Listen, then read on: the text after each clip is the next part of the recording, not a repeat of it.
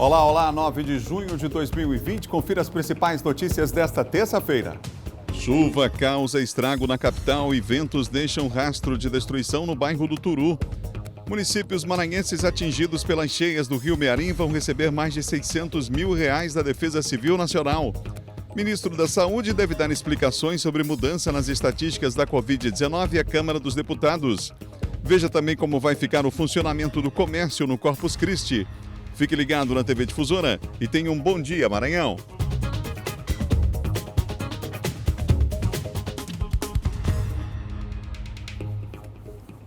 Pode ter certeza que esse é o desejo de toda a nossa equipe do Bom Dia, que você tenha uma excelente terça-feira, você e sua família, muita paz, muita saúde. Vamos juntos até às 8 horas da manhã, quando chega o primeiro impacto.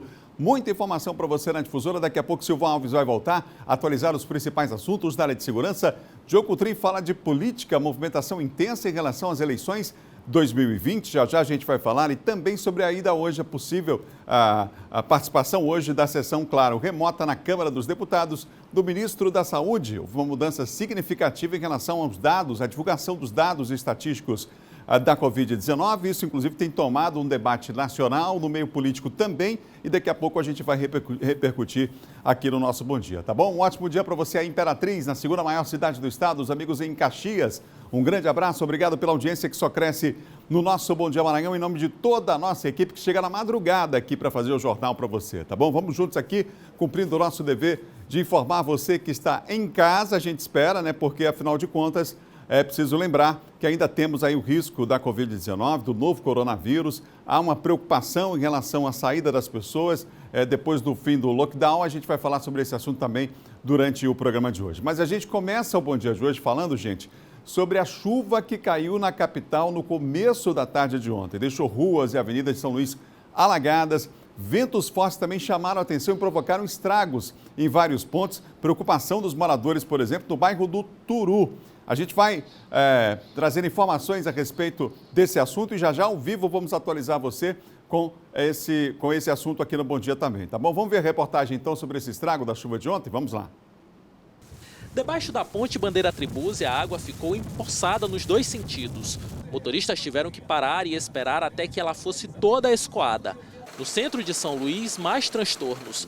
Essa via lateral, a Praça Maria Aragão, se transformou em um piscinão. Nem carros grandes, como os ônibus, conseguiram seguir viagem. Resultado, um grande congestionamento se formou na região. Em diversos outros pontos de São Luís, a chuva fez estragos. No bairro do Turu, pessoas presenciaram um fenômeno que provocou ventos fortes. Em frente a um supermercado da região, foram registradas imagens de pedaços de telhas voando por toda a parte como se fossem papel. Nossa equipe de reportagem esteve no local. E além de telhas e vidraças pelo chão, a ventania também derrubou essa placa de outdoor. Os moradores dessa casa ficaram assustados com o fenômeno nunca antes visto na área. Eu pensei que fosse urubu, porque o urubu tem essa mania de fazer redemoinho no céu, né? Quando a chuva está se aproximando. E aí eu firmei o olhar e vi que era folha e galho se quebrando. E quando eu percebi que era todo esse contexto, aí a ficha caiu. Eu pensei logo, é um tornado que está vindo acolá. Desesperador. A gente se sente assim, impotente, diante da força da natureza, tá entendendo? Impotente mesmo. Você só fica esperando a destruição, porque você não pode fazer nada, entendeu? E você também se mergulhar no seu desespero também. Nesse cruzamento, bem próximo ao acesso à Avenida Litorânea pela Praça dos Pescadores, a água atingiu a altura da cintura. Esse carro acabou ficando pelo caminho. E na área do Mercado Central, a água foi tanta que a avenida, mais uma vez, ficou com o trânsito interrompido. Você viu a situação bastante complicada aí na capital ontem com essa chuva muito forte, né? Nós vamos agora saber como é que está a situação em um dos pontos onde aconteceu esse fenômeno que a gente mostrou na reportagem para você. Vamos lá para o bairro do Turu com o repórter Eduardo Oreceira, que está ao vivo. Eduardo, como é que está a situação aí? Como é que amanheceu aí o pessoal do Turu ainda preocupado com a situação de ontem, aquela chuva de ontem?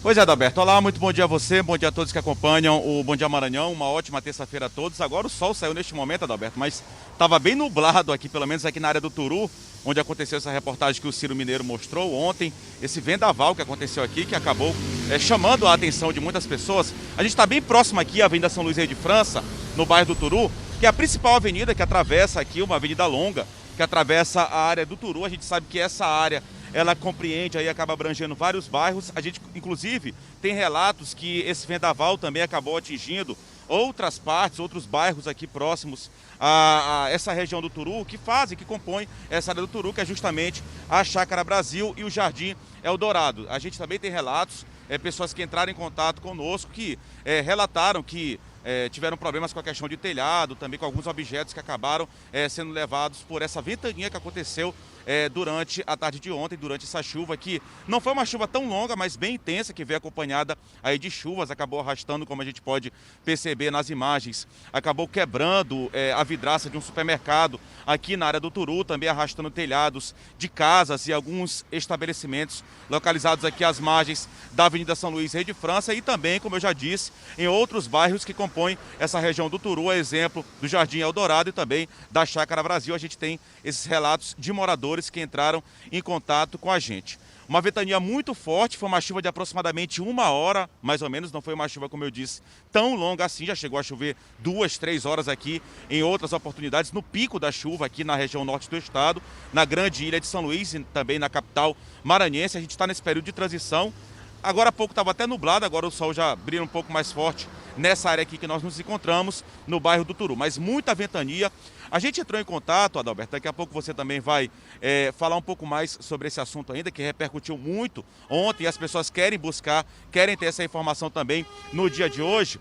Agora há pouco quase um acidente aqui também. Mas, enfim, voltando a falar sobre esse assunto, a gente, daqui a pouco você vai falar um pouco mais sobre esse assunto, mas a gente já teve contato aqui com o meteorologista, o Arlan Cerqueira, e ele nos explicava que isso é totalmente normal.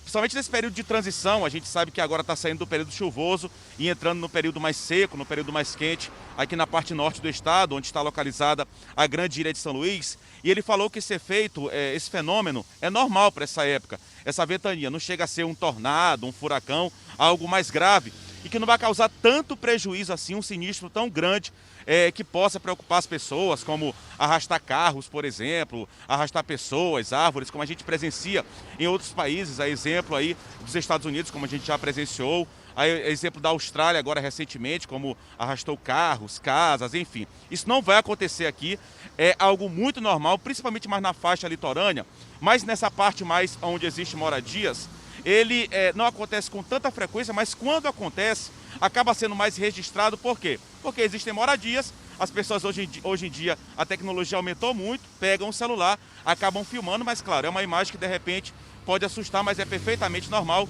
e não vai causar tantos sinistros. Mesmo assim, trouxe, claro, prejuízos para alguns moradores, como a própria reportagem do Ciro Mineiro mostrou, algumas pessoas que acabaram perdendo parte do telhado, outros estabelecimentos aqui às margens da Avenida São Luís Rei de França que tiveram parte do telhado arrancado, vidraças de supermercados aqui que acabaram quebrando por conta dessa ventania, cones que foram levados, objetos considerados mais leves, né? Não chegou a ser árvores, carros, enfim, mas cones foram levados, alguns pedaços de papel, telhado também, que acabaram sendo aí levados por essa forte ventania que aconteceu na tarde de ontem, mas nada de tão grave assim. Claro, trouxe prejuízo, mas nada de tão grave assim. E é um fenômeno perfeitamente normal, só para tranquilizar as pessoas, que eu acho que é o que as pessoas realmente queriam saber, se isso poderia ocasionar algo mais grave, um sinistro mais grave, mas segundo os meteorologistas, não. Até por conta aqui de São Luís estar numa faixa litorânea, uma faixa oceânica, isso às vezes é até mais sentido. Mas é perfeitamente normal nesse período de transição do chuvoso para o período seco. A gente se encontra agora neste momento de transição e ele diz que isso aí já, segundo o meteorologista Arlan Cerqueira, ele diz que isso aí já acontece há décadas e pode ser mais visto isso aí, esse fenômeno, justamente quando essas estações elas são mais bem definidas. Por exemplo, esse período agora choveu bastante, em outros anos anteriores, no período chuvoso, que normalmente é compreendido aí entre dezembro e até o mês de maio, junho, mais ou menos, agora quando a gente se encontra, que é o período de transição, que é um mês bastante chuvoso. Em anos anteriores não estava chovendo tanto, esse ano choveu bastante, então por conta disso, essas estações elas ficam mais bem definidas e esses fenômenos também acontecem com mais normalidade. Isso também acontece muito por conta de duas características, por conta do calor e da umidade, que interferem bastante aqui na ilha de São Luís. Mas daqui a pouco, como eu disse, Adalberto, você vai falar um pouco mais sobre esse assunto aqui. A situação agora, aparentemente, é um pouco mais tranquila. Pelo contrário, agora não venta quase nada, faz muito calor. Agora, neste momento, o sol agora há pouco brilhava forte. o tempo pouco nublado, mas o sol já aparece na manhã desta terça-feira. A gente volta com você, Adalberto Mello. Eduardo, daqui a pouquinho você vai voltar com os números da Covid-19, vai atualizar para a gente esses números. Você aproveita e dá uma passada naquele outro ponto que a gente combinou com a produção aí para ver como é que está a situação, tá bom? Eduardo vai se deslocar para um outro ponto aqui no Turu para ver como é que está a situação. Lá foi o bairro que as pessoas ficaram realmente assustadas com aquele fenômeno que aconteceu. Como disse o Eduardo, foi um tornado comum nessa época do ano em alguns pontos, né? A gente viu no interior ano passado, na capital também. Então daqui a pouquinho o Eduardo vai trazer mais informações sobre esse assunto também. Vai ver como é que está a situação num outro ponto aí da Avenida São Luís, Rei de França, tá bom? E vai atualizar os números da Covid-19 também para nós. São 7 horas e mais 10 minutos. Vamos conferir como é que vai ficar a previsão do tempo? Vem comigo aqui, ó. A gente vai para o nosso mapa para ver como é que vai ficar a previsão do tempo. 3 cidades, São Luís, a primeira, Imperatriz e Caxias. Tempo hoje parcialmente nublado, com possibilidade de chuva leve, mínima de 24, máxima de 31 graus. Em Imperatriz, hoje, na segunda maior cidade do estado, pouca nebulosidade e baixa probabilidade de chuva. A mínima 21, a máxima 33 graus. Em Caxias, céu parcialmente nublado, com possibilidade de chuva leve. 21 de mínima, 31 de máxima em Caxias. Mais 3 cidades, essa aqui é a parceria que a gente tem com o Laboratório de Meteorologia da Universidade Estadual do Maranhão, o LabMet. Balsas, Pinheiro e mais São Bento. Em Balsas, pouca nebulosidade, sem previsão de chuva hoje. Por lá, a mínima de 21, a máxima de 32 graus. Em Pinheiro da Baixada Maranhense, tempo parcialmente nublado com possibilidade de chuva, mínima de 23, máxima de 30 graus. Na Baixada ainda, São Bento, com céu parcialmente nublado, possibilidade de chuva leve, mínima 23 e a máxima é de 30 graus. Um abraço aos amigos aí em São Bento, nessa bela cidade, acompanhando a nossa programação nessa manhã de terça-feira. São 7 horas e mais 11 minutos. Olha, foi grande a movimentação ontem na volta do atendimento presencial no Detran, na capital, e nas Ciretrans, no interior do estado. Em Imperatriz, centenas de pessoas buscaram atendimento após o período de paralisação dos serviços. Depois de quase 3 meses paralisados sob as recomendações por adoção de medidas de combate ao novo coronavírus, o atendimento nas 15 Ciretrans do Maranhão voltou a funcionar.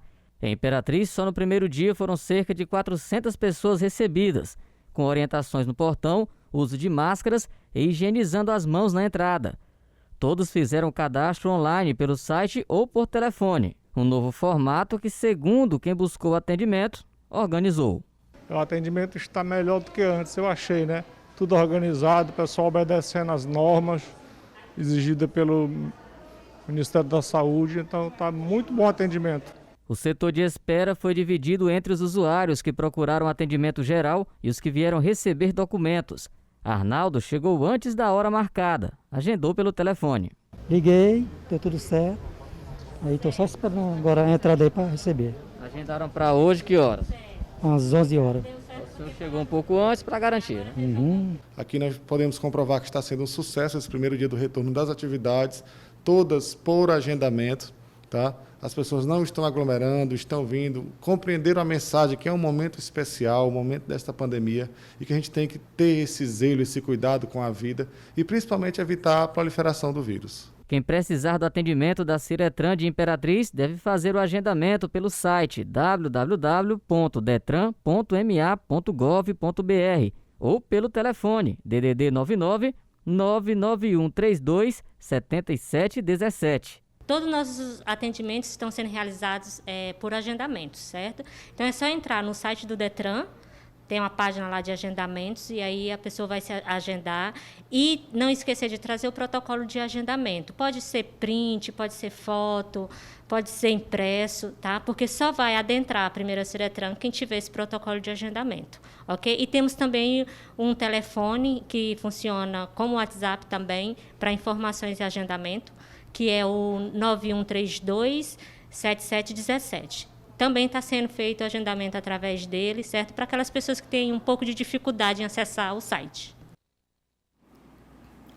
Olha, os municípios maranhenses atingidos pelas cheias do Rio Mearim estão autorizados a receber recursos federais. Cerca de 20 mil pessoas estão desabrigadas ou desalojadas na região.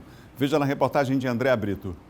A Defesa Civil Nacional autorizou o repasse de R$ 621 mil para assistência às 20 mil pessoas desabrigadas ou desalojadas com as cheias do Rio Mearim, nos municípios de Trizidela do Vale, Grajaú e Pedreiras. O repasse foi autorizado no início do mês e é destinado à aquisição de kits de higiene, de limpeza e de assistência a idosos e crianças, além de cestas básicas, reconstrução de obras e realocação de moradores. A FAMEM já tem no site uma orientação que foi feita junto com a Defesa Civil do que o município tem que fazer, qual o decreto que o município tem que fazer para que ele possa ser reconhecido, tanto pela Defesa Civil estadual como a federal do ocorrido, da enchente, dos sinistros provocados por essas enchentes. Então, tem essa orientação, e quando esses municípios fazem isso, aí entrou a ajuda, tanto do senador Everton, como do deputado Juscelino Filho, que foi irem até a Defesa Civil Federal pedir ajuda para esses municípios que já tinham sido reconhecidos no caso da enchente. E também, junto com essa enchente, veio o problema do Covid. Para receber auxílio emergencial do Ministério do Desenvolvimento Regional, estados e municípios atingidos por desastres naturais precisam obter reconhecimento federal de situação de emergência ou estado de calamidade pública deferido pelo governo federal. O pleito dos 3 municípios foi defendido no Congresso Nacional pelo senador Everton Rocha e pelo coordenador da bancada maranhense, o deputado federal Juscelino Filho, durante uma reunião com o secretário nacional de Proteção e Defesa Civil, Coronel Alexandre Alves. Uma vez autorizados, recursos caem diretamente nas contas das prefeituras, que vão aproveitar o fim das chuvas para reconstruir as cidades e tentar refazer a vida de quem foi atingido pelas cheias do Rio Mearim. Tem projetos que você pode pedir de realocação de moradias, então tem que ver se o projeto foi esse que os municípios pediram, certo? Mas tem projetos que você pode colocar para reconstrução de ponte, de estradas, de ruas que foram danificadas, e também pode ser das moradias, mas desde que sejam para realocação em outros locais, certo? Confira agora o nosso giro de notícias. A Caixa Econômica Federal encerra no próximo sábado o calendário de liberação de saques e transferências da segunda parcela do auxílio emergencial de R$ 600. Hoje o saque será liberado para quase 3 milhões de beneficiários nascidos em setembro. Na quarta-feira, para nascidos em outubro. Na quinta-feira, feriado, não haverá liberação. Na sexta-feira, para os nascidos em novembro e no sábado, os nascidos em dezembro. O dinheiro visa reduzir os efeitos do novo coronavírus nas camadas mais necessitadas. A liberação do saque e a transferência da poupança social da Caixa para outros bancos está sendo feita de acordo com o mês de nascimento dos beneficiários. O Maranhão ocupa o 5º lugar do país em exploração do trabalho infantil, segundo análise realizada pelo Ministério Público do Trabalho do Maranhão e pelo Fórum Estadual de Prevenção e Erradicação do Trabalho Infantil e Proteção ao Adolescente no Trabalho. Devido ao grande número de inscritos e de candidatos em lista de espera, a Secretaria de Estado do Turismo do Maranhão resolveu aumentar o número de vagas ofertadas para os cursos à distância. As inscrições para os cursos livres encerram dia 15 de junho e podem ser realizadas por meio do site www.maisqualificaturismoead.com.br. Ao acessar o site, o candidato será direcionado para a página de inscrição, bastando escolher o curso de sua preferência e preencher a ficha de inscrição. O início das aulas será dia 20 de junho, sendo ministradas com interação online. A seleção dos candidatos deverá atender a critérios de acordo com o público-alvo de cada curso. A Petrobras anunciou um aumento de 10% no preço médio da gasolina, válido a partir de hoje nas refinarias. Este é o 5º reajuste seguido da companhia para o derivado em um mês. Desde o início de maio, a estatal já elevou o preço do combustível em 59,4%, embora os preços ainda se mantenham em baixa no acumulado do ano. Nas bombas, essa alta recente começou a chegar para o consumidor final nas últimas 2 semanas, mas de forma menos intensa. O mês de maio marcou uma reversão no comportamento dos preços dos combustíveis praticados pela estatal, que vinha em queda acentuada, sobretudo desde março, quando houve o choque de preços do petróleo no mercado internacional. No próximo bloco, vamos atualizar os números da Covid-19. E mais, Silvan Alves traz os principais destaques da área de segurança. Nós voltamos já já, são 7h19 em todo o Maranhão.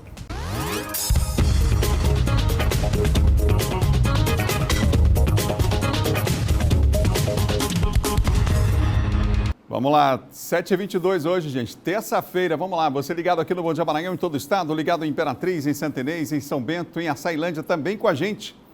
Nós vamos tentar atualizar os dados da Covid-19. Por que eu falei tentar? Porque no domingo o Brasil foi o país com maior registro de casos novos, segundo a Organização Mundial de Saúde. E aí o Ministério da Saúde, desde a semana passada, mudou a forma de divulgação das estatísticas da doença. Está difícil da gente divulgar, trazer as informações. Isso tem repercussão no meio político, daqui a pouco o Diogo Coutrinho vai falar sobre o assunto.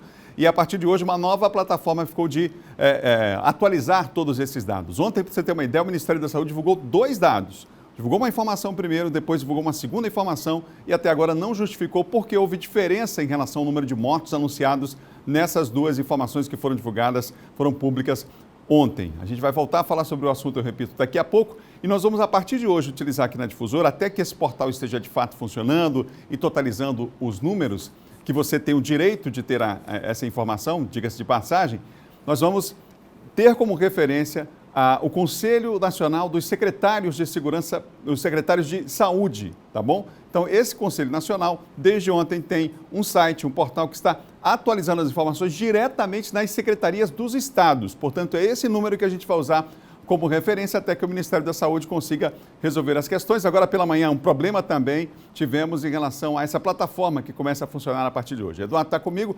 Pelo menos temos os dados do Maranhão aí atualizados, Eduardo. Você.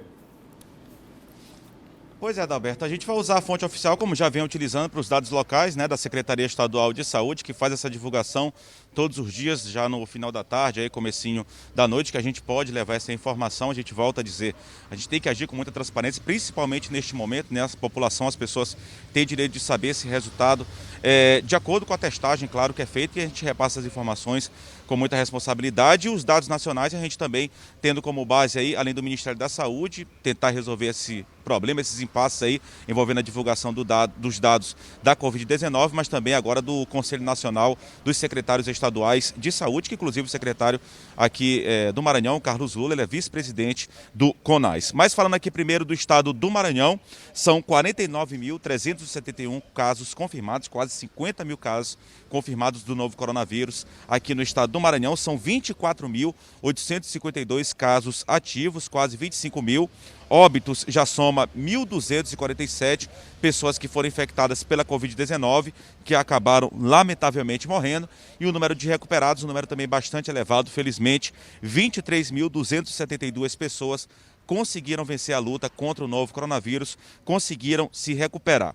Nas últimas 24 horas, foram 144 novos casos registrados só na Grande Ilha de São Luís, foram 10 casos novos no município de Imperatriz e 680 casos nos demais municípios no interior do estado, fora da Grande Ilha e também de Imperatriz. Esse número já chegou a ser mais de 1.000, então algumas medidas de flexibilização talvez estejam ajudando aí, com certeza, na verdade, estão ajudando aí para tentar reduzir essa questão da curva de contágio, diminua também no interior do estado. É uma medida super importante. Atualmente são 23.808 pessoas aqui no estado do Maranhão cumprindo isolamento domiciliar, estão infectadas pelo vírus, ainda uma quantidade bastante elevada, que estão cumprindo isolamento domiciliar justamente para evitar esse contágio para outras pessoas. 614 estão internadas em leitos de enfermaria e 430, que são casos mais graves, estão internadas aí em leitos de UTI em todo o estado do Maranhão, segundo o boletim epidemiológico emitido pela Secretaria Estadual de Saúde.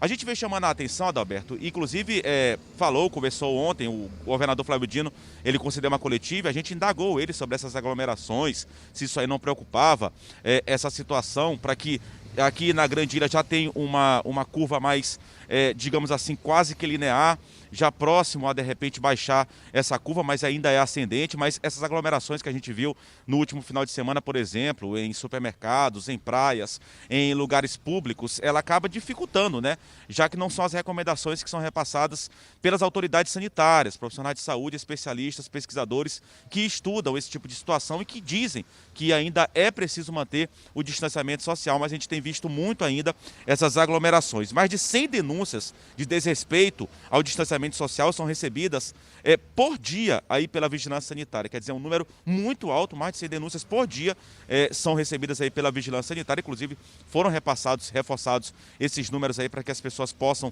denunciar. Com o fim do lockdown e reabertura do comércio não essencial na capital, as aglomerações voltaram a acontecer e trazem, claro, preocupação. Vamos acompanhar na reportagem. campeonato de pipa no Barreto e praias da região metropolitana de São Luís lotadas. Foi assim o primeiro domingo de sol depois da flexibilização de algumas atividades econômicas na capital maranhense. As aglomerações registradas neste fim de semana mostraram cenas que não combinam com a situação de pandemia que ainda vivemos. As redes sociais e os canais de denúncia ajudam os órgãos fiscalizadores a manterem o distanciamento seguro, mesmo com o fim do bloqueio total. Por dia, a Vigilância Sanitária do Estado recebe mais de 100 denúncias de aglomerações, principalmente em bares. Surpreendentemente, aí, grande movimentação de pessoas nas ruas.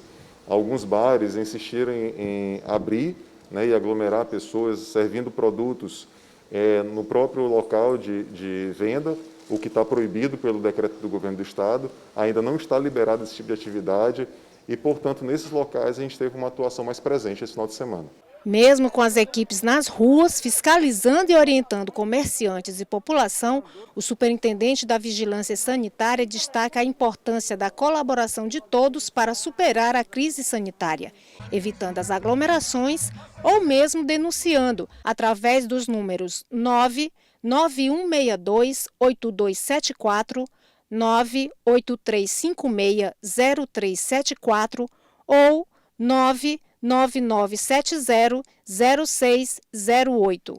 Os números são de aplicativos de mensagens e não recebem ligações. Enquanto a Vigilância Sanitária monitora as denúncias, o resultado das aglomerações aparece nas estatísticas. De sábado para domingo, foram registrados 944 novos casos de Covid-19 e 38 mortes.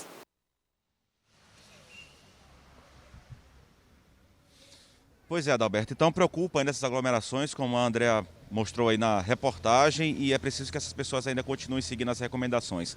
Você falou logo na abertura, Adalberto, desse bloco sobre essa dificuldade, né, essa falta de informação, ou às vezes as informações que são repassadas de forma errada, e o Ministério da Saúde tenta corrigir, isso de fato dificulta, né, já que deveria haver uma política nacional, né, de combate à pandemia do novo coronavírus. Então isso aí dificulta, claro, o trabalho dos estados e até atrapalha de certa forma a população também, essa falta de informação. Mas a gente tem os dados atualizados aqui do Conselho Nacional de Secretarias Estaduais de Saúde, que são os próprios secretários, os próprios estados que acabam repassando essas informações, que apontou aí nas últimas 24 horas 679 novas mortes provocadas pela Covid-19 em todo o país, isso juntando aí os 27 estados brasileiros, e 15.564 novos casos do novo coronavírus, isso só nas últimas 24 horas. Com esses números do CONAS, vale lembrar, subiu para 37.134 o número de óbitos no Brasil e 707.412 casos confirmados do novo coronavírus. Muitos casos ainda em todo o país, uma curva ainda muito ascendente, e é preciso, a gente reforça mais uma vez, seguir as recomendações. Em relação ao número de recuperados, segundo o site de pacientes recuperados, aparece em construção, quer dizer, ainda não tem essa disponibilidade pelo CONAS da informação de pessoas recuperadas, mas a gente lembra que a quantidade é bastante elevada, mas infelizmente ainda tem muitas pessoas morrendo vítimas dessa terrível doença que é a Covid-19. A gente volta com você, tentando trazer aí com o passar dos dias informações aí mais claras para a população. A gente volta com você, Adalberto Melo. Eduardo, não sei se você me ouve agora, você está aí no bairro do Turu, agora num outro ponto, né? Como é que está a situação no momento aí em relação àquela ventania que deu ontem, preocupando as pessoas? Pois é, Adalberto, a gente se encontra ainda aqui no bairro do Turu, só que em outro ponto a gente vai tentar mostrar para vocês aqui a situação. De fato, a gente na verdade está percorrendo aqui vários pontos do bairro do Turu, porque a gente presenciou que tiveram problemas aqui ao longo praticamente de toda a avenida. Em alguns pontos a ventania acabou atingindo mais do que em outros, mas eu vou pedir aqui para o Zé Antônio Teixeira mostrar. Aqui nesse outro ponto que a gente veio, aqui o teto ele acabou sendo arrancado, parte do teto pelo menos acabou sendo arrancado, me parece aqui um galpão. Aqui também na Avenida São Luís de França, que é a principal avenida que corta aqui o bairro do Turu. Mas ali à frente também teve uma barraca que acabou sendo atingida. A gente percebe também estilhaços de vidro aqui pelo chão. A gente já havia falado na nossa primeira participação que estilhaços de vidro acabaram caindo no chão, acabaram quebrando, na verdade, vários vidros por conta da forte ventania.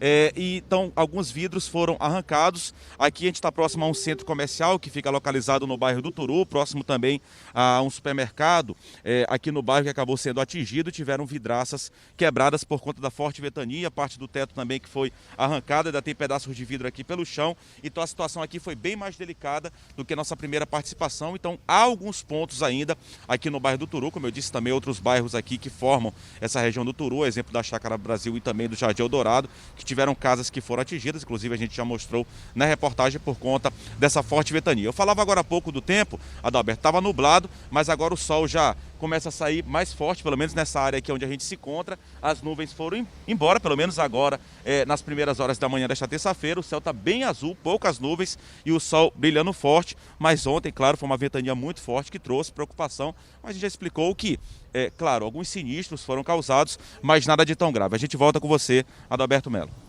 Obrigado, Eduardo. O sol já está brilhando aqui na Ilha do Amor, na capital de todos os maranhenses, gente. Nessa bela imagem aí, você vê céu azul aberto nesse momento, aí bairro do Turu. São 7 horas e 33 minutos, 7h33. A gente volta a falar sobre a Covid-19. O governador Flávio Dino anunciou em entrevista coletiva novas medidas de combate à pandemia do coronavírus aqui no estado. A previsão de volta às aulas, por exemplo, ficou para o mês que vem. Flávio Dino informou a taxa de letalidade no Maranhão, que hoje está em 2,49%, e criticou a não informação e mudanças de protocolos recorrentes pelo Ministério da Saúde. Quando há esses desencontros nacionais, como nós estamos vendo agora nessa temática da estatística, nós estamos providenciando o suprimento dessa lacuna. Como mencionei, muito provavelmente o sistema de estatísticas nacionais do governo do Maranhão vai passar a se referenciar nas estatísticas do Conselho Nacional de Secretários de Estado da Saúde e não mais nas estatísticas do Ministério da Saúde. Estamos aguardando o anúncio dos novos modelos do Ministério da Saúde, uma vez que o modelo pretérito foi revogado. O número de leitos exclusivos para a Covid-19 saltou de 232 do início da pandemia para 1.710. O governador lembrou que há outros leitos disponíveis para atender pacientes com outras enfermidades, que não sejam relacionadas ao novo coronavírus. Multiplicamos 8 vezes a quantidade de leitos apenas num período de 60, 80 dias. Então, um processo bastante intenso, que ainda está em curso e que continuará nas próximas semanas. Sobre as aulas, o governador Flávio Dino confirmou que há uma previsão de retorno para o dia 1º de julho. Sobre o comércio, as datas de retorno gradual para este mês de junho ainda estão mantidas. Mas deixando claro, não significa dizer que necessariamente as aulas vão começar 1º de julho, porque é uma autorização, uma previsão, que dependerá ainda da pactuação dos calendários em cada rede de ensino. Flávio Dino criticou a forma como o governo federal se comporta em relação ao combate à pandemia e aglomerações que vem acontecendo em São Luís, a exemplo de praias no último final de semana. Nós observamos todas essas situações, elas são obviamente indesejáveis e estamos empreendendo as operações de fiscalização de acordo com a possibilidade. As denúncias. Às vezes as fotos circulam nas redes sociais posteriormente aos fatos. Quando de denúncias naqueles números de WhatsApp, nós temos equipes que estão atuando prontamente. Flávio Dino ainda falou sobre a possibilidade de volta de celebrações em templos religiosos e a situação da economia do Estado. Os empresários foram ouvidos, segmentos sociais, entidades sociais, um processo conduzido pelo secretário Francisco Gonçalves, o secretário Simplício Araújo e o secretário Marcelo Tavares. Eles fizeram essas oitivas, essas audiências com os vários segmentos sociais, empresariais e religiosos. E nós estamos anunciando os protocolos. Esse atinente ao segmento religioso deve ser anunciado, se não hoje, ao longo do dia de amanhã. No caso, nesta terça-feira. São 7 horas e 37 minutos, 7h37, você ligado aqui no Bom Dia, é hora de falar de segurança.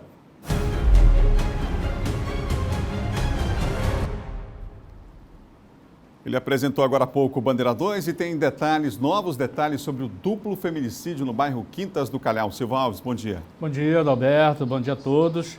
A polícia deve contar com um fato novo nessa investigação, que é a aquisição das imagens das câmeras de segurança da rua Duque Bacelar, que vão ajudar muito, né, dentro da suspeita que se tem de que a dona Graça e a Thalita, no caso a filha, foram assassinadas no caso, o ex-marido da dona Graça. Ele é o principal suspeito no primeiro momento.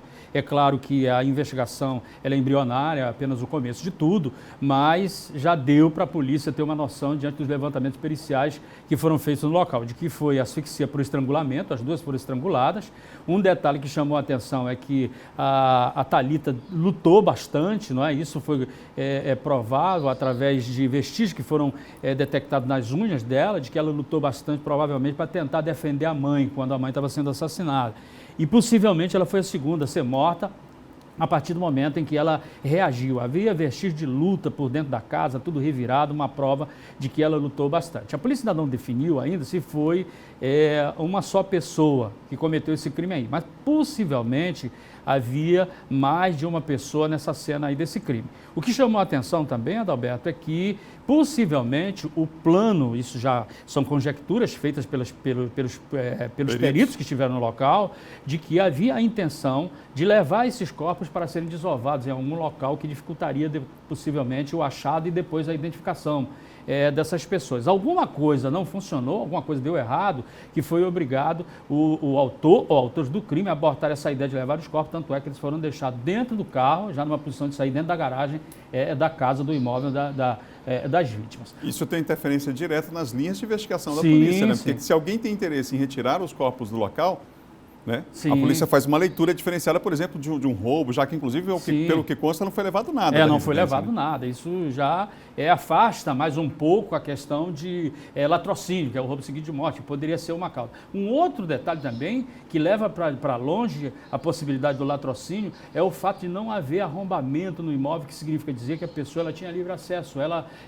possivelmente chamou a confiança, era de confiança, alguém abriu a porta para que essa pessoa pudesse adentrar. Essa dúvida de que poderia haver mais de uma pessoa na cena do crime, ela vai ser esclarecida com as imagens das câmeras de segurança da rua, que poderão dar uma ideia também o que pode ter levado essa pessoa a abortar a ideia de tentar levar os corpos para serem desovados no outro local. Provavelmente até amanhã, depois de amanhã, a gente já deve ter mais novidades sobre esse caso. Sim, já pode ter mais novidades. O motivo poderia ter sido a questão de uma disputa, não é, que ela tinha com o ex-marido, que envolveu, no caso de uma empresa, onde já havia uma decisão judicial de 50% para cada parte, e aí havia uma pendência no que diz respeito a esse imóvel, que é um imóvel considerado de alto valor comercial pela casa, entendeu? E parece que por causa desse imóvel, onde ela firmava a tese de que não abriria a mão do imóvel, teria levado ela a receber, inclusive, ameaças antes do assassinato. Lamentável. Silvan, uma grande quantidade de drogas foi apreendida em Porto Franco? Exato. A polícia vinha fazendo um levantamento aí e foram ao todo 11 quilos. Isso aí foi uma parte menor, fracionada, onde haviam... Esse aí foi a parte maior, no caso, os 11 quilos, né? Que foi feita a apreensão, mas havia droga fracionada, como crack, maconha e cocaína, né? Os 3 tipos de droga que estavam já expostos para comercialização. Já ali o dinheiro do tráfico, balança de precisão, né? Numa operação conjunta feita pela Polícia Civil e a Polícia Militar lá da cidade de Porto Franco, que acabou, já tinha informação de que aí funcionava um ponto de venda de drogas, acabou desarticulando e fazendo também no interior do estado mais uma grande apreensão. Obrigado, Silvão. Um ótimo dia para você. Ok, bom dia, Adalberto. Bom dia a você, bom dia a todos. Silvão Alves, que apresenta de segunda a sexta, 6 da manhã, o Bandeira 2 aqui na TV Difusora. Vamos para o intervalo. No próximo bloco, o ministro da Saúde vai ter que explicar hoje na Câmara dos Deputados a alteração de estatísticas da Covid-19. A sessão é remota, mas ele foi convocado para participar. São 7h mais 41. Nós vamos falar também sobre as eleições 2020, gente. Novidades já no quadro de política com o Diogo Coutrin. Nós voltamos em instantes.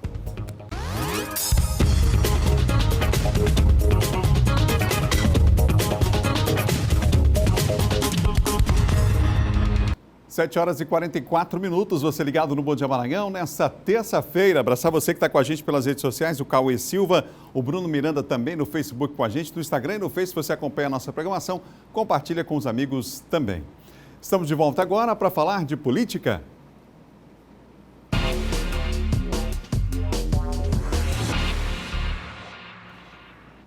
Comigo o John Coutrin nessa manhã de terça. John, bom dia para você. Bom dia, Adalberto. Bom dia a todos. John, vamos falar sobre, primeiro, a situação dos números relacionados à Covid-19. Uma mudança que aconteceu no Ministério da Saúde já tem repercussão também no campo político. O Ministério da Saúde ontem divulgou 2 dados diferentes em relação ao número de mortes, essa totalização. Não justificou ainda, a própria Agência Brasil, né? Ainda há pouco, o ministro não justificou ainda por que essa diferença entre esses 2 números divulgados na mesma noite. E a Câmara dos Deputados hoje, em sessão remota, deve ter a participação do ministro da Saúde, que, claro, deve dar explicações sobre isso também. Tem que explicar, viu, Adalberto? Isso gerando uma repercussão muito grande, né, por conta desses dados divulgados aí relacionados ao Covid-19 e ainda mais no bojo de uma decisão do próprio Alexandre de Moraes, né? Ontem, o Alexandre de Moraes, ministro do STF, ele decidiu que o governo, o Ministério da Saúde, passe a divulgar os dados como antes, né? O que acontece? O governo federal passou a divulgar os números de mortes do Covid-19, né, e de número de casos confirmados apenas em as últimas 24 horas, sem um acumulado dos dias anteriores. E o ministro Alexandre de Moraes, atendendo uma representação de alguns partidos, né, ele determinou, não é, o ministro do STF, que esses números sejam divulgados na integralidade e de forma como vinha sendo feito antes.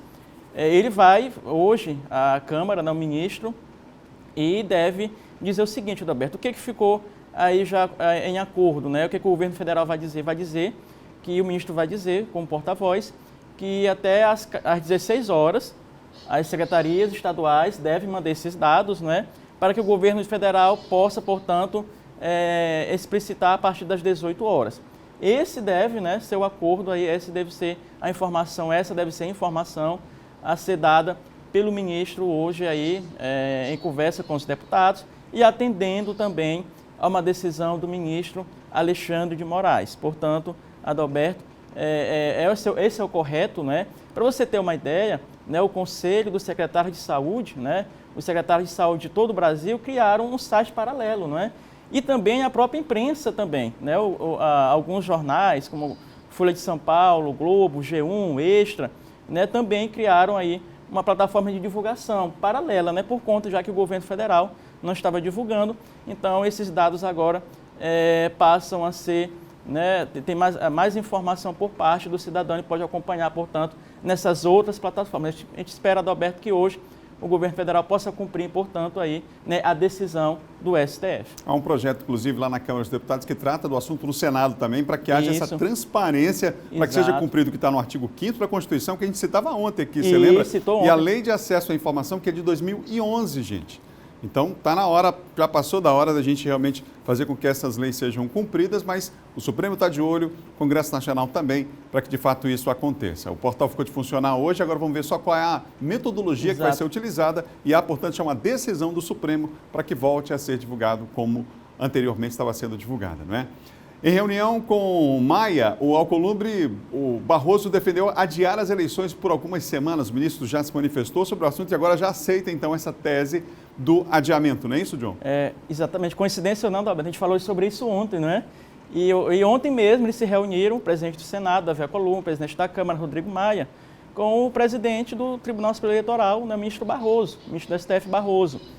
E lá, o que o Barroso disse? Que o ministro Barroso afirmou que pode adiar, Adalberto, as eleições por algumas semanas, né? Pode adiar por algumas semanas, entre meados e final de novembro, né? E início de dezembro. No máximo até o dia 20 de dezembro, o segundo turno das eleições. Isso ficou ali, né, já em acordo com eles. O que vai acontecer agora? O Rodrigo Maia disse que até o final desse mês vai se tomar uma decisão, porque precisa ser aprovada uma PEC na Câmara. O Barroso pontuou algumas coisas, Adalberto. Por exemplo, ele disse que está descartado, por enquanto, a votação em 2 dias. Nós falamos isso ontem, essa possibilidade, né, de 2 dias de votação. Ele entende que deve ser só em 1 dia por conta da segurança, né, das urnas eletrônicas. Ele disse que tem uma garantia da segurança das urnas, então ele prefere que as eleições sejam em um único dia, né? Mas ele entende que pode ser expandido esse prazo, ou seja, o horário de votação para 12 horas. Então, essa é uma possibilidade, né, de expandir o prazo de votação para 12 horas. E ele disse ainda que tem que ver uma forma, Adalberto, de também em relação à questão da segurança e higiene, né, dos eleitores. Porque ele diz o seguinte, que não dá para você usar o álcool em gel na mão e colocar lá na biometria, porque pode danificar, então não pode reconhecer, né, a votação. Então ele vai analisar com os técnicos a possibilidade de higienizar as urnas, né, assim que a pessoa votar. Alguma forma, né, algum método lá, eles vão arranjar nesse sentido. Então o Barroso concorda, ele disse que dificilmente as eleições serão prorrogadas, e ainda conversando com médicos, ele avaliou que em janeiro de 2021 vai estar a mesma coisa de dezembro. Então faz logo em dezembro as eleições, segundo a avaliação dele. Faz sentido. John, ainda sobre as eleições de 2020, já está definido aí quanto cada partido vai receber dessa repartição aí dos 2 bi do fundo eleitoral? 2 bilhões, viu, Adalberto? 2 bilhões. A gente tem um breve resumo aí, né? O PT... Vamos ver aqui como é que vai ficar? Exatamente, está aí. São 2 bilhões, esses 2 bilhões é o valor do fundo para financiar a campanha. Não é o fundo partidário, é o fundão chamado, né, fundão eleitoral. E o partido que vai mais receber recursos é o PT, com 200 milhões de reais. O partido vai receber dinheiro para financiar a campanha, já que o financiamento privado, né, não é mais aceito. Então o PT 200 milhões, o PSL 193 milhões e o PSD 157 bilhões. Aí depois tem MDB 154 milhões, PP 140, PSDB 126 milhões, PL, hoje PR 123 milhões, Democratas 114 milhões, PSB 109 milhões, Republicanos, né, 104 milhões, PDT 99 milhões e os demais. Vamos lá embaixo, no finalzinho lá, o PSTU, olha lá a diferença. A diferença, para você ver 1 milhão e 200 mil. Por que isso, Adalberto? Como é que é feita a distribuição? Primeiro, para o pessoal de casa entender, é feito em relação à última eleição da formação de bancada, de número de deputados eleitos, deputados federais eleitos, né? Quase 50% desse recurso. A conta é feita relacionada aos deputados eleitos, a bancada federal de cada partido. Outra parte, 35%, relacionada ao número de senadores eleitos. Tem 2% dividido em relação a todos os partidos. Então, por isso, essa discrepância, né? Ou seja, quem mais elegeu deputados e senadores, recebe mais. Por isso, então, o PT e o PSL, que tem a maior bancada na Câmara e no Senado, recebem esse maior valor de recurso. Só para explicar, eu sorri aqui, porque eu li a diferença enorme, né? De 100 milhões do PT, né? Do PT para 1 milhão do PSTU, quer dizer, realmente seria cômico, não fosse trágico, é uma situação que deve ser até revista, né? No segundo momento. Obrigado, John. Obrigado, Adalberto. Só para atualizar rapidinho, né? O estado de saúde do deputado Fábio Gentil, do Zé Gentil, o deputado Zé Gentil é grave, viu, Adalberto? Ele está internado na UTI, entubado, em Teresina. O deputado, a situação dele é muito grave, o deputado Zé Gentil. E a deputada Thaís Ortegal saiu ontem, Saiu, né? Essa é a boa notícia. A deputada Thaís Ortegal saiu e o deputado Léo Cunha também, né, se recuperou, está bem do Covid-19. Obrigado, John. Até amanhã. Você ligado no Bom Dia Maranhão, são 7h53, gente. Olha, vem comigo porque foi divulgada a estimativa de repasse para ações emergenciais na cultura, hein? De estados e municípios. O projeto aprovado pela Câmara e Senado aguarda agora a sanção do presidente Jair Bolsonaro. Eduardo Ericeira tem os detalhes, está comigo ao vivo de volta. Eduardo. Pois é, Adalberto, a Confederação Nacional de Municípios repassou essa informação, né, que deve ser disponibilizado um montante de 3 bilhões de reais. A gente sabe que foram várias áreas que foram prejudicadas, a área da saúde principalmente, né, mas também a área econômica e acaba refletindo em outros setores, como por exemplo o setor cultural. Inclusive aqui no estado do Maranhão, estados da região Nordeste, que eram para estar realizando uma das maiores festas da manifestação cultural, artística dos estados, que é aí o São João, e estão aí impedidos por conta aí dessa pandemia provocada pelo novo coronavírus. É um setor que vem sofrendo bastante, isso desde o mês de março, quando foi declarada, começaram a surgir os primeiros casos do novo coronavírus, e também quando foi declarada a pandemia, que havia chegado aqui no país, vários artistas, enfim, músicos, cantores, sofrendo muito com essa situação. Então, foi aprovado no Senado Federal esse montante de 3 bilhões de reais, que é um reforço aí para essa área cultural, para os estados e também municípios. Dentro desse projeto de lei que foi aprovado no Senado Federal, desses 3 bilhões de reais, 1,5 bilhão seria disponibilizado exclusivamente aí para os estados investirem nessa área cultural, e o restante, a outra metade, o outro 1,5 bilhão, para os municípios brasileiros também investir na área cultural. Só que vale lembrar que foi aprovado no Senado Federal, seguiu agora para a sanção presidencial, ainda não foi sancionado, ainda não virou lei.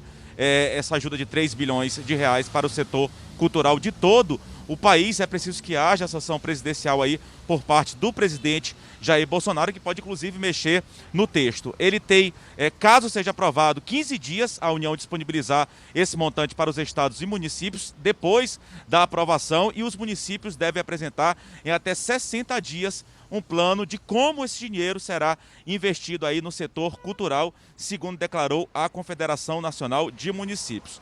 No entanto, a área técnica de cultura da entidade reforça que o texto pode sofrer alterações, visto que ainda depende aí da sanção presidencial, mas claro, de fato, seria uma ajuda muito grande, de 3 bilhões de reais, 1 bilhão e meio, para os estados, 1 bilhão e meio para os municípios investirem justamente na área cultural, mas claro, tudo depende da sanção do presidente Jair Bolsonaro. A gente volta com você, Adalberto Melo. Obrigado, Eduardo, pelas informações. 7h55, gente. A programação de Corpus Christi Imperatriz este ano começou de forma diferente. Bênçãos e orações foram feitas em um sobrevoo por vários pontos da cidade. Antes dos preparativos para a decolagem do Águia 2, no quartel do 3º BPM, Dom Wilson Basso falou sobre o momento que abriu a programação de Corpus Christi na cidade de Imperatriz. Levamos ele na Eucaristia, tomai e comei, isto é meu corpo. Então é Jesus que hoje abençoa a cidade e o povo de Imperatriz. Experiência nova para o piloto do Centro Tático Aéreo. Muito importante para a cidade de Imperatriz, um momento muito difícil que vive o mundo, o Brasil, a cidade de Imperatriz com muitos problemas. E é um momento muito importante pedir essa bênção a Deus, né? Proteção à cidade. Do alto, as imagens feitas pelo cinegrafista Ananias Oliveira, da TV Difusora Sul, mostram Dom Wilson em oração com o Santíssimo, enquanto o helicóptero sobrevoa a área central e os bairros mais afastados. Nas imediações da Praça de Fátima, celulares apontados para o céu e pessoas que pararam para aguardar o helicóptero passar sobre a catedral. Ele está pedindo milagre a Deus, que ele seja ouvido, que Deus abençoe os pedidos dele, entendeu? Nos abençoe para nos livrar dessa coronavírus que está acabando com o mundo. É bom para dar a expectativa de vida para as pessoas, né? Melhorar mais a nossa situação aqui na cidade, está muito caótica aí, o vírus. Minutos depois, a passagem pelo centro comercial da cidade, um momento especial. Esse é um dos momentos mais aguardados, aqui sobre a Catedral de Fátima, o helicóptero do Centro Tático Aéreo, registrado por pessoas que pararam aqui para fazer vídeos e fotos desse momento que marca a abertura da programação de Corpus Christi aqui na cidade de Imperatriz.